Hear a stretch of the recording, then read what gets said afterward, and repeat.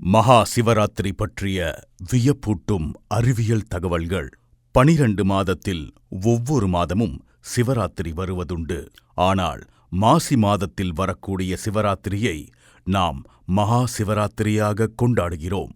2025 பிப்ரவரி 26ஆம் தேதி மகா சிவராத்திரி கொண்டாடப்படுகிறது.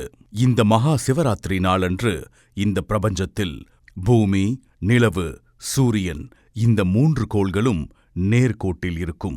இந்த 3 கோள்களும் நேர்கோட்டில் இருப்பதனால் லூமினிஃபரஸ் ஏத்தர் என்ற சக்தி இந்த பிரபஞ்சம் முழுவதும் நிரம்பியிருக்கும்.